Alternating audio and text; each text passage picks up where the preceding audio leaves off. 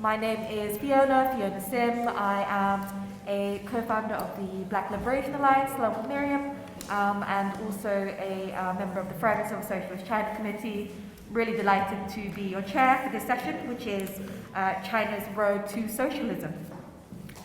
But just before we begin, I just wanted to make an important announcement that's just come through, breaking news that's just come through in the news. So Lebanon has confirmed that the head of Hezbollah, Nasrallah, has been assassinated in an attack by Israel. Now, as we know, over the past few days, past few weeks, there have been over 1,500 deaths of Lebanese people. And we must remain steadfast in our support for Palestinians and our Lebanese comrades.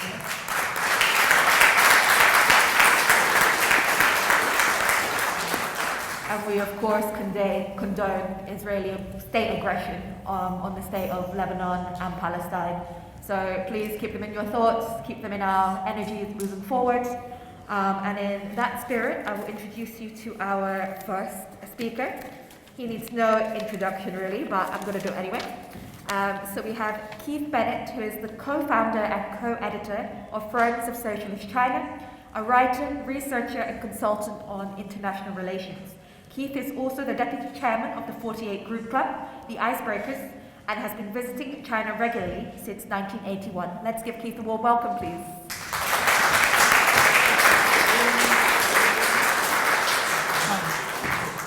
Well, thank you, Fiona, and thank you, comrades, everyone who has turned up today. It's really great to see such a positive event. Now, many books of varying quality have been written about China's road to socialism, and those of us on this panel this morning or afternoon have got to try and summarize it in a few minutes. Now, as a starting point, we have to remember that when the People's Republic was founded in 1949, China was one of the poorest societies on earth. Illiteracy was as high as life expectancy was low. And its subsequent political trajectory essentially falls into two distinct phases, with the second commencing with the launch of the policy known as Reform and Opening Up from the end of 1978. The first period is often described as one of following the Soviet model. There is some truth to this, just as contemporary China still draws on it to a certain extent, but it is far from the whole story. The achievements of the Mao era should not be underestimated or denigrated. They were among the most stupendous in human history. Despite the terrible years of 1958 to 62 and the chaos of the Cultural Revolution, life expectancy in China grew by 1 year for every year that Mao was in power. From an invidious starting point, China solved the basic problems of feeding, clothing, housing and educating almost a quarter of the world's population, provided basic medical care to the whole population, brought literacy to the overwhelming majority, massively improved the social position and role of women, and so on. Why then was it necessary to make such a radical turn in 1978?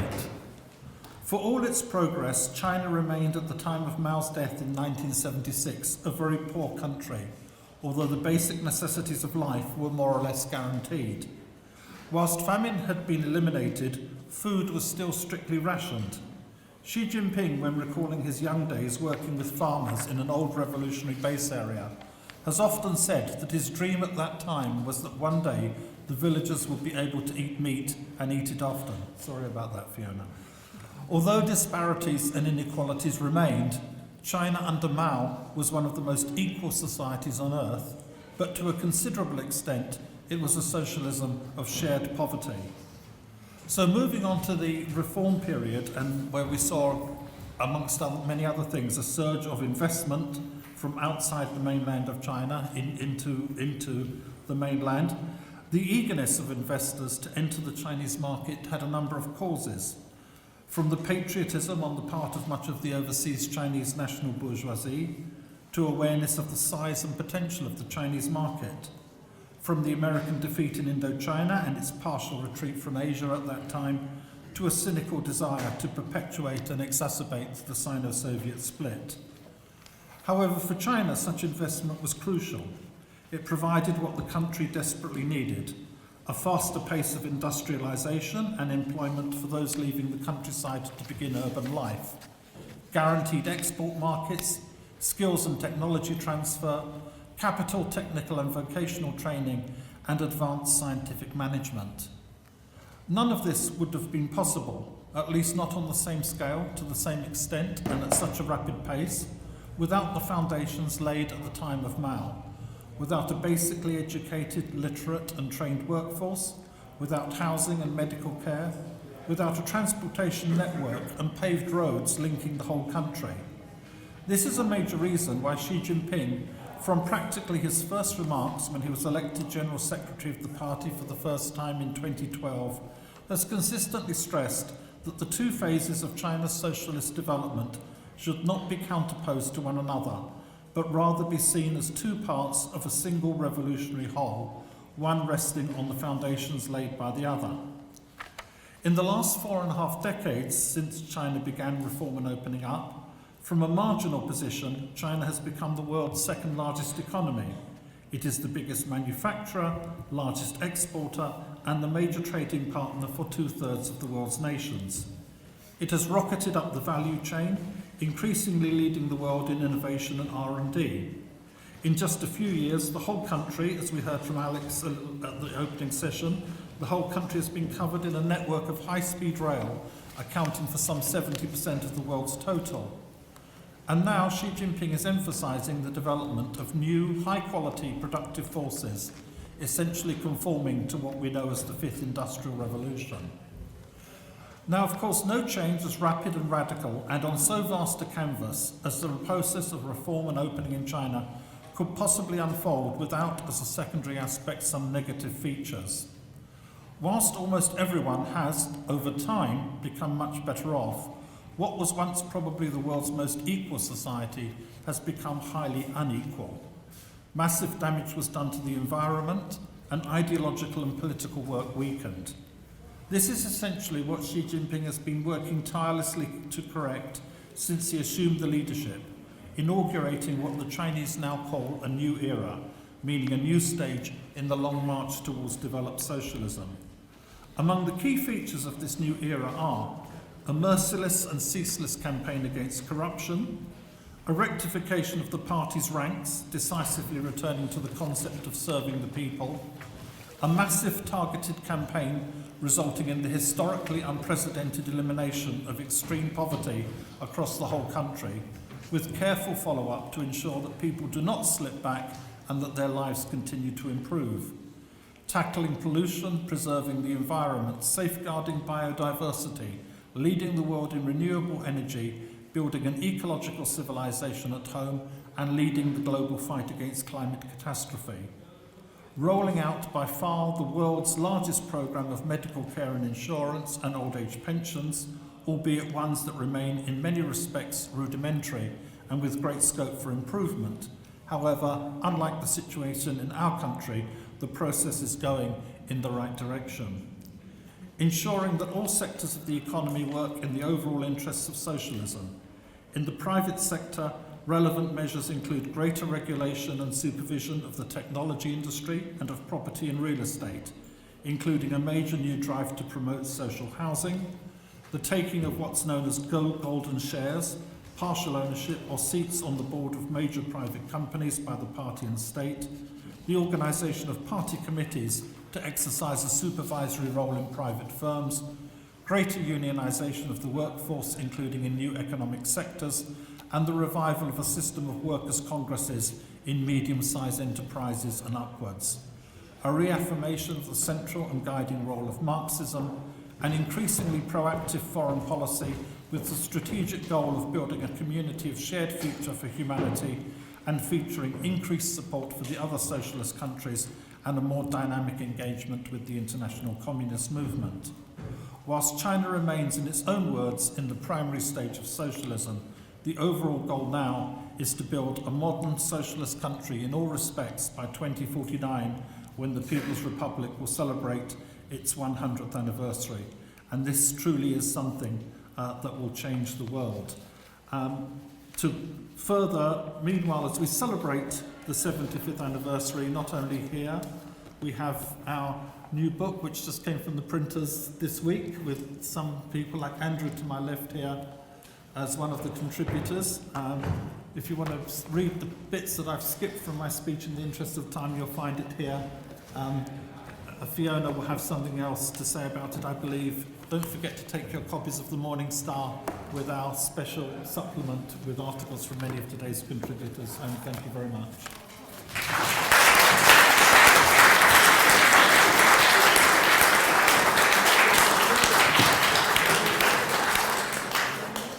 Thank you so much. Oh, thank you so much, Keith. You were right on time. That was brilliant. But yes, as Keith was mentioning, these are for sale outside. You can grab them at lunchtime. All the more reason to look forward to lunchtime, I guess. But yeah, thank you so much for that wonderful sort of summary of how China's moved from a sort of mode of shared poverty to a thriving society of shared prosperity. And next up, we have the wonderful Andrew Murray, who is, sorry, let me grab my correct page. Andrew Murray is a political correspondent of the Morning Star, who has served as chair of the Stop the War Coalition, chief of staff at Unite the Union, and an advisor to Jeremy Corbyn when he was leader of the Labour Party. He has written many books, including The Fall and Rise of the British Left and Is Socialism Possible in Britain? Let's please give Andrew a warm welcome.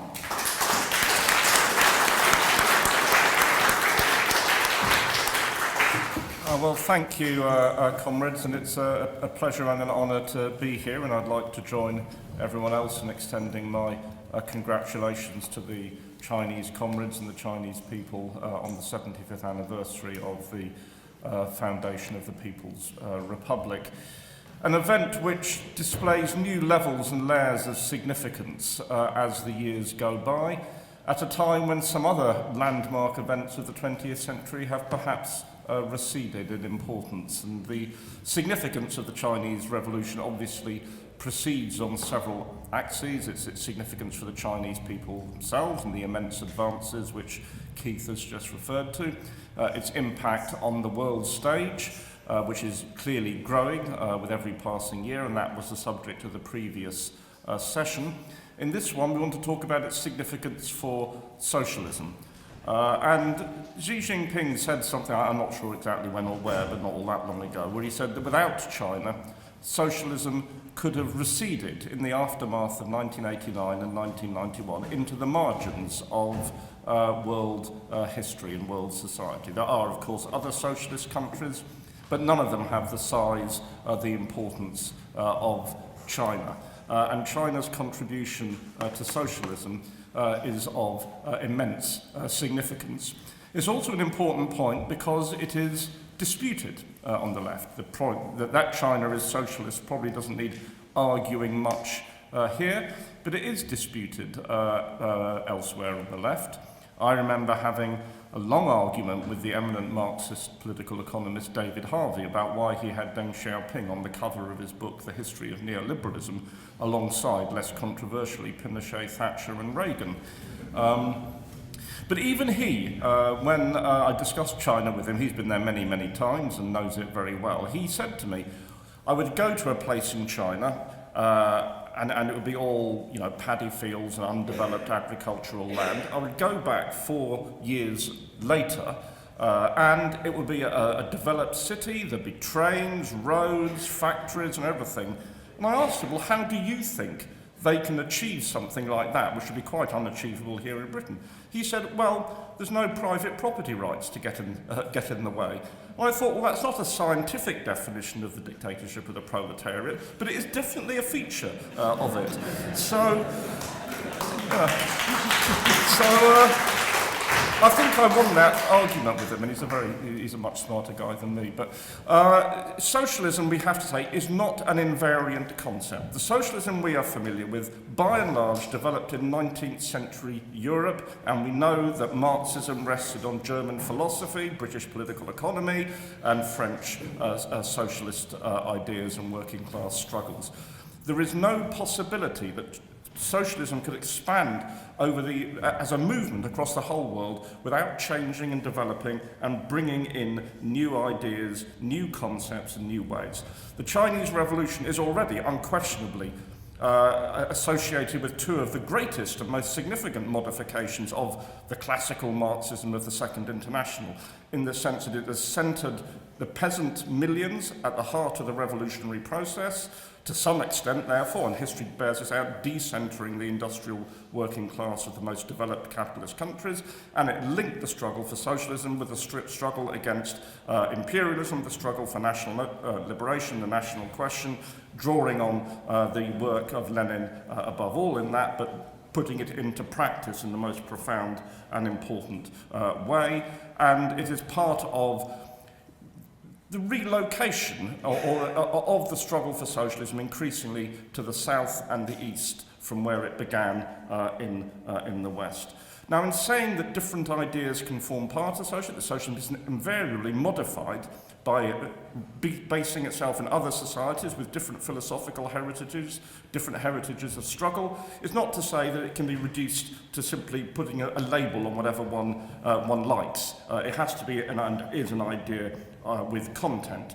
Now, there are two missions at the heart of socialism. One is the transformation of social relations, and the other is the development of the productive forces. And the history of the People's Republic of China shows the importance of combining both. For the first period, until 1978, under the leadership of Mao Zedong, perhaps the emphasis was put on the transformation of social relations, although Keith is absolutely right, it was also a period of immense development of the economy, perhaps slightly overshadowed by the subsequent development of the economy, but nevertheless the basis on which it stood. Since 1978, the emphasis has been on social stability. The role of class struggle has been somewhat relegated, even though the constitution of the Communist Party of China still says it can be decisive under some circumstances, and the development of the productive forces has been foregrounded, with astonishing results and socialist results. I mean, if poverty is eliminated, that's not just an achievement, it's a socialist achievement. And if people are living longer as well, then that too is a socialist achievement. And I say slightly jokingly in my own piece in the book, I think it's in the Morning Star today, that live long and prosper is the sort of Vulcan salutation in the Star Trek, but is literally what China's the Communist Party leadership has delivered to the Chinese people. And going forward, I think this dialectical interplay of economic development and the transformation of social relations will continue to be decisive. Social relations are being transformed in China, not least in the vast expansion of the working class in China, in different forms to the old working class, much, much smaller part of it, but that is happening. And if we see China moving forward, the questions of how a class struggle can be managed, how that can be made as compatible as possible with social stability in the move towards the fuller development of socialism will be critical. I mean, one aspect of socialism has to be the supersession of commodity production by the planned production and allocation of goods. But history teaches us that trying to abolish or even overly limit commodity production in a situation of absolute or relative scarcity does not work in the long term. Sometimes it doesn't even work in the short term. And I think China is finding novel ways, drawing on its own history and experience, to address that question. And if its language is not always that of classical socialism, we need to also have a sort of bit of, working class common sense. When they talk about a society, a harmonious society and common prosperity, you ask most people here, that would be a sort of idea of socialism to them. There are certainly things we do not have here in Britain today. We don't have a harmonious society, we don't have common prosperity. Still less of those apparent in the United States of America.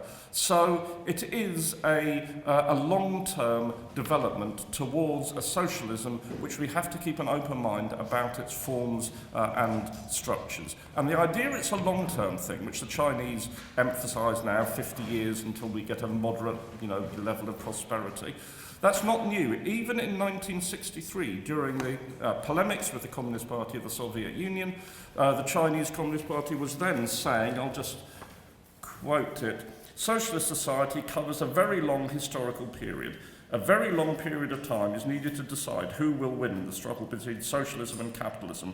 Several decades won't do it. Success requires anywhere from 1 to several centuries. And it's better to prepare for a longer rather than a shorter period of time. That was the Communist Party of China under the leadership of Mao Zedong in 1963. So this idea of socialism in a long line of struggle over a long, long time is an idea with deep heritage in the Chinese Communist Party's political culture. So going forward, I think we have an obligation to offer our solidarity and support to China as a socialist country, not uncritically, without the sort of flunkyism that pretends more, claims more for the PRC than it claims for itself, but definitely standing in solidarity because that is profoundly in the interests of the British working class as well.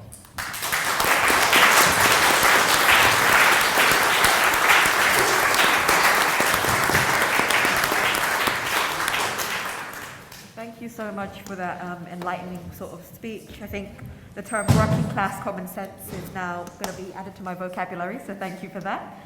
And that was a really great sort of analysis of how, as the British working class and the British left, we need to do more to bridge those gaps. And though everyone here in this room are probably of a similar view of China, there's much, much work to be done about how we get that word out there. Now I believe we are going to have a video on in just a moment from Pavel Wargan. Pavel Wargan is an activist, researcher, and organizer who serves as a political coordinator at the Progressive International, an international coalition of over 100 popular movements, political parties, and unions.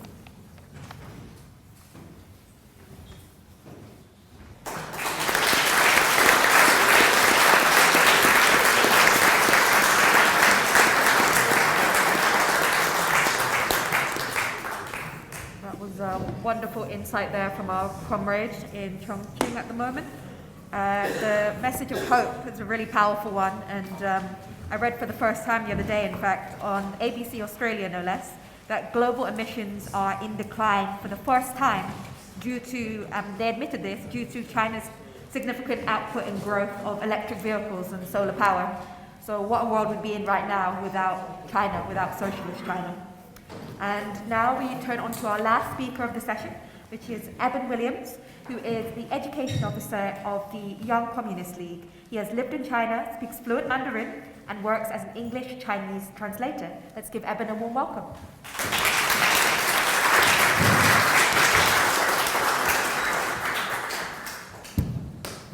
My Chinese is far from fluent, but people are very kind here, aren't they? Hi comrades, thank you very much for having me here. Thanks to Friends of Socialist China for co-hosting this event, and congratulations to all Chinese comrades on the 75th anniversary of the founding of the People's Republic of China. My name's Eben, I work as a Chinese translator, but I'm here today as the education officer for the YCL, so I'm going to be speaking a bit about what Chinese socialism means for the youth in China and Britain, as well as the importance of promoting socialist education and Marxist theoretical discussions through events just like this one. Next slide, please. But first, I'd like to kick off with some basic Marxist-Leninist concepts which can help us to understand Chinese strategy and policy. Firstly, understanding that socialism is primarily the product of economic development, moving from an idealistic and moralistic framing towards a more scientific one that recognizes capitalism as a system that has outstayed its welcome as a historical stage of human development, that it is when the ever-increasing development of the productive forces of a country come into contradiction with the fetters of the private relations of production that it becomes necessary for a revolutionary break. Next slide, please. Secondly, Mao's understanding of the need for a united front of different patriotic classes led by the proletariat against the primary threat of imperialism, but with the understanding that these other classes, and especially the national bourgeoisie, are unstable and untrustworthy, and will later betray to the side of the enemy. The Chinese flag, which you can see all around this room, represents this understanding, with the 4 smaller stars representing the 4 main classes of Chinese society: the proletariat, the peasantry, the petty bourgeoisie, and the national bourgeoisie, under the leadership and firm hand of the large star, representing the dictatorship of the proletariat and the Communist Party. So we have here these 2 central elements of Chinese socialism, which are the focus on the development of the productive forces and the united front against imperialism. Next slide, please. So last month, the YCL sent delegates to China's World Youth Development Forum, which is a really good example of this socialist strategy in practice. Just like China's strategy regarding BRICS, the Shanghai Cooperation Organization, the Belt and Road Initiative, and other development-focused United Front projects. The World Youth Development Forum is an annual event run by the Communist Youth League of China, which looks to unite youth organizations from around the world and promote contributions to global youth development via the UN Sustainable Development Goals. Aside from the small number of communist youth organizations like ours that have good relations with the Chinese Party, the forum was pretty much dominated by liberal NGOs, by UN representatives and by charity projects from all around the world, some of whom were openly anti-communist, so there was a complete political disconnect between these delegates and the country they were in. But yeah, so it was not a socialist event as such, but it was revolutionary. Next slide, please. And it was revolutionary precisely because of this focus on development, which naturally brings the developing or so-called third world camp into conflict with US-led imperialism and neocolonialism, which is also the primary obstacle to a more advanced level of socialist development, both in China and the world. So in China, US-led imperialism is the reason that the revolution remains incomplete, with US troops still occupying Chinese soil with the support of the comprador bourgeoisie in Taiwan. It's the reason that China has had to face off threats of counter-revolution in Hong Kong, Tibet, and Xinjiang, and has had to find ways to survive in a post-Soviet world dominated by capitalism and imperialism.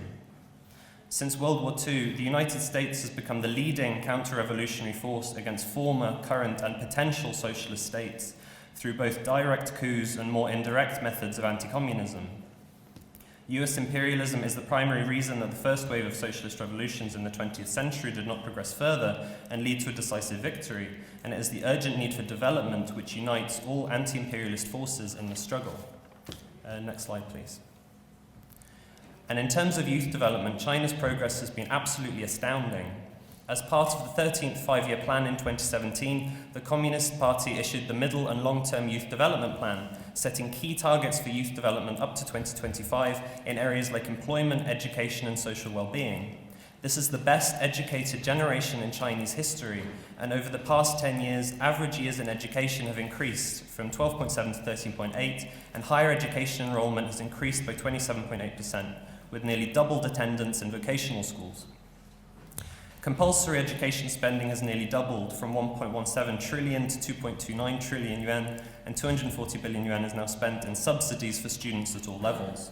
China's poverty alleviation efforts have raised 25 million young people out of poverty. There have been focuses on increasing the availability of housing and government-subsidized rental housing, and thanks in part to nutrition subsidies and lunch programs, in the last 10 years, nutrition and fitness have increased in rural areas, with 86.7% of students now passing physical fitness tests, up from 70.3% 10 years before, and a huge drop in rates of malnutrition and children who are underweight.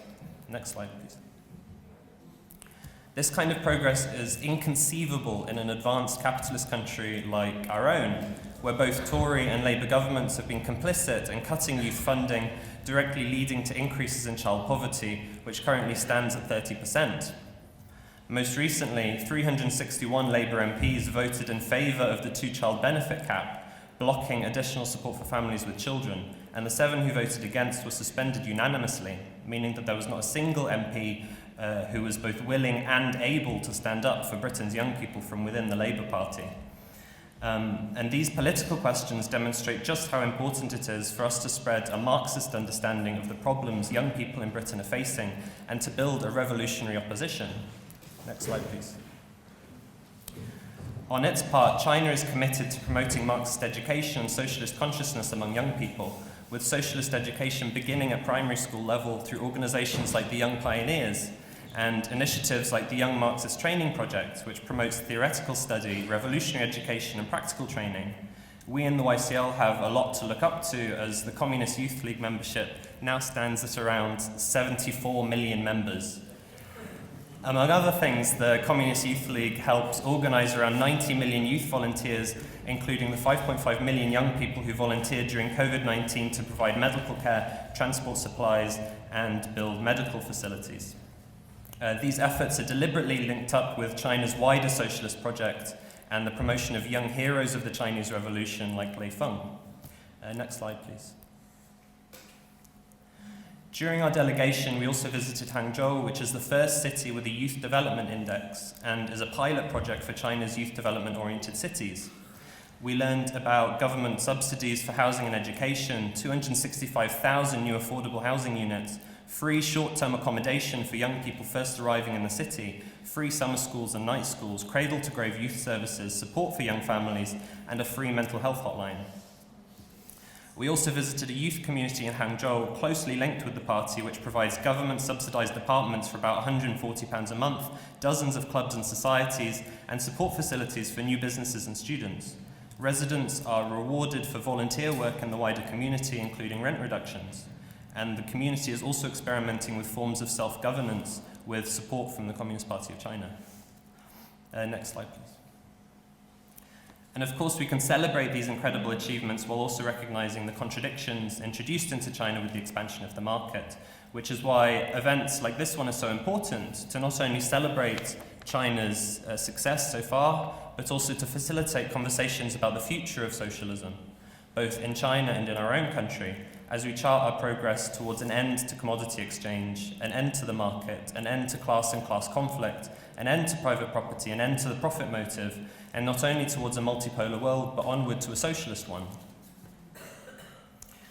On our side, we had representatives from the Communist Party giving lectures on socialism with Chinese characteristics and the multipolar world at our Harry Potter School event in Manchester this April, which had over 100 participants, and we'll be looking to expand that event and continue those conversations next year. It's very, very important for us to build these platforms for the anti-imperialist Marxist left, to promote our ideas, build support for socialism and unity around unresolved questions, and to create networks between intellectuals, revolutionaries, and the wider working class, rooted in practical action to build power here in Britain, as well as practical solidarity and exchanges with our comrades in China.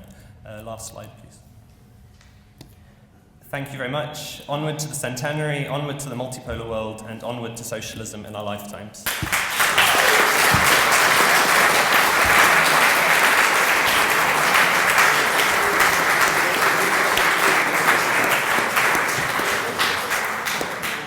Thank you, Eben, for a really sort of amazing account and report back that gives so much optimism and hope to the power of young people and what young people can achieve when they have the backing of the state and the backing of sort of a socialist project to ensure their growth.